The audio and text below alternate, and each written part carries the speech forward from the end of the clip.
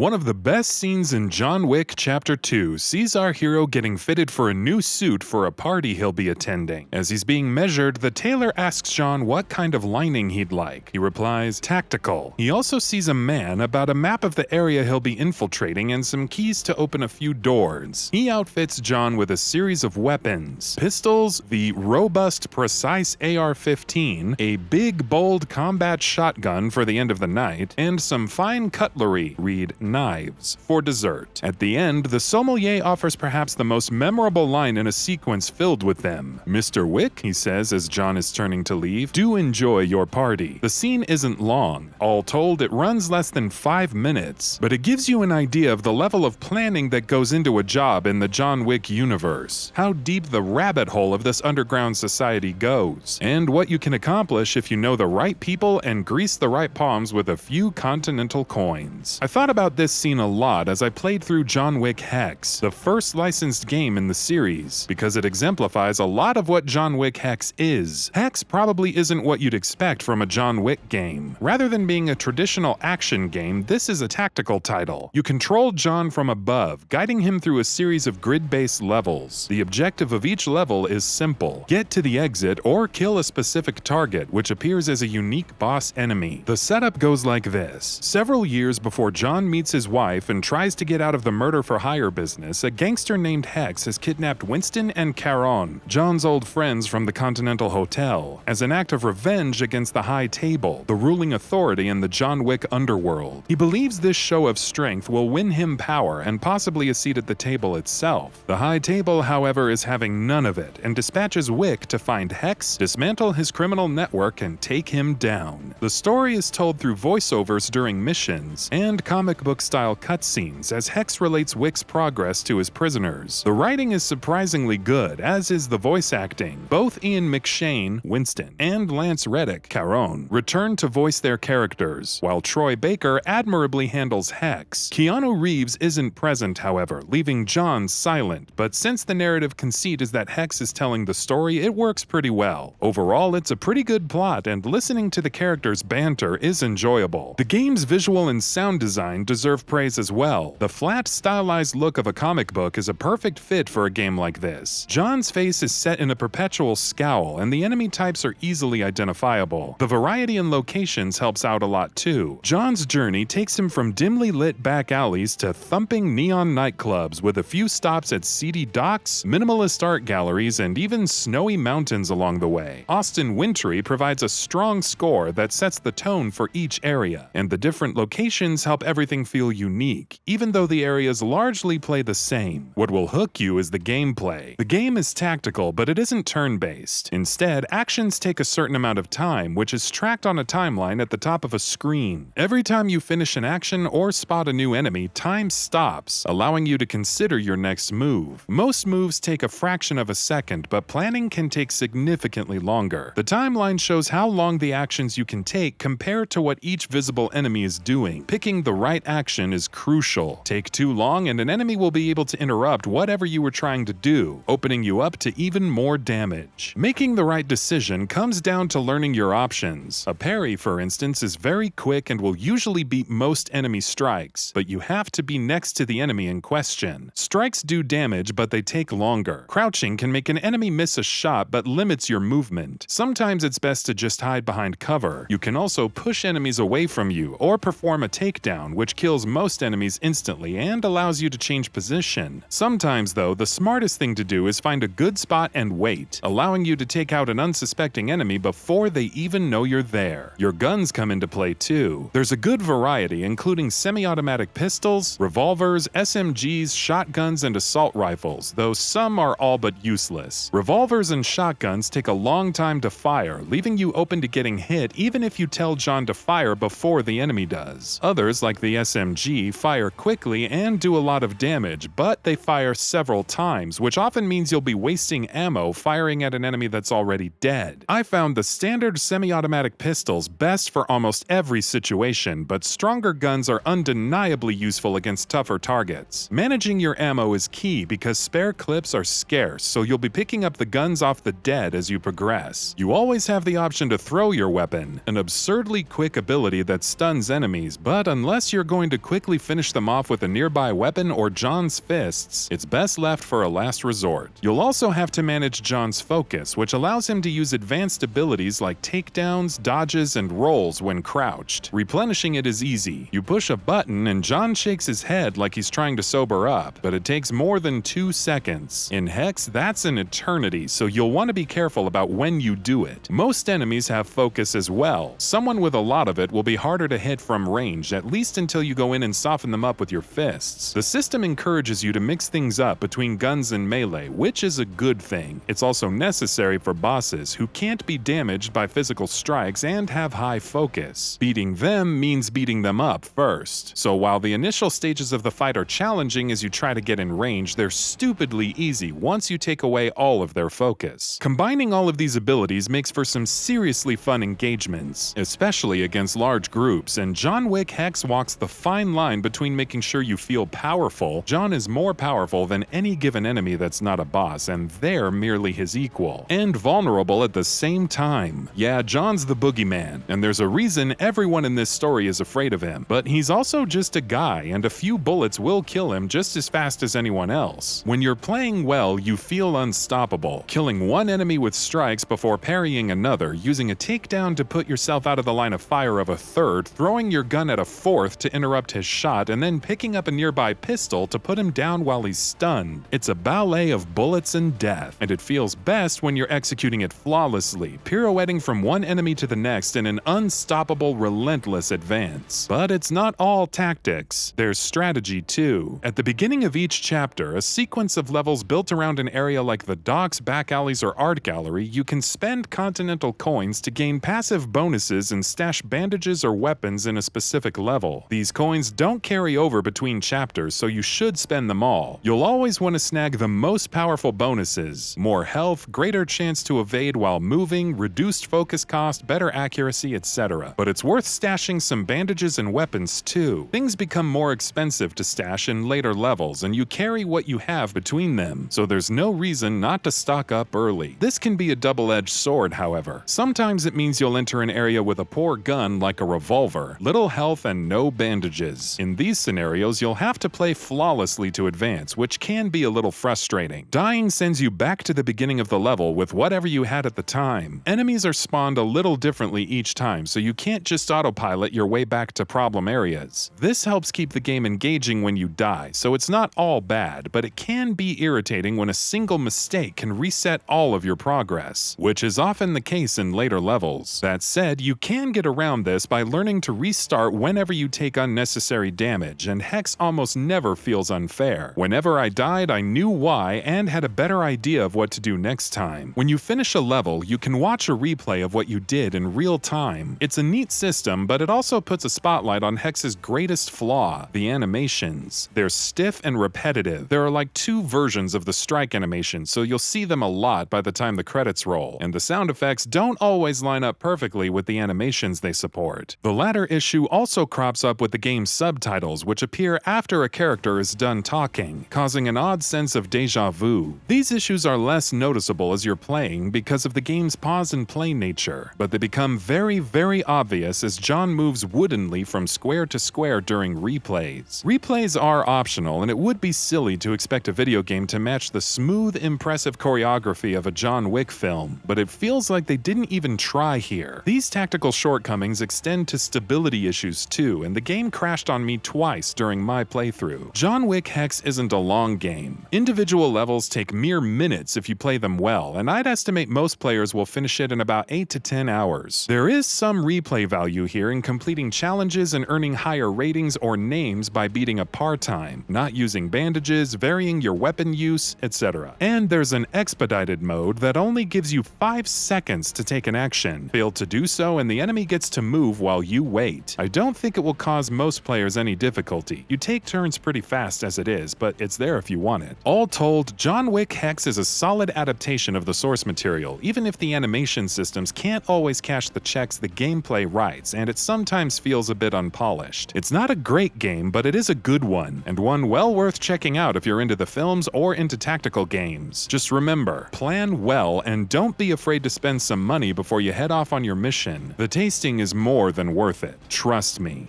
And that about does it for this video. If you enjoyed what you watched and want to see more from GamingBolt, please hit the subscribe button. Also, don't forget to switch on the notifications bell icon next to it. That way you'll never miss any of our videos. Thanks for watching.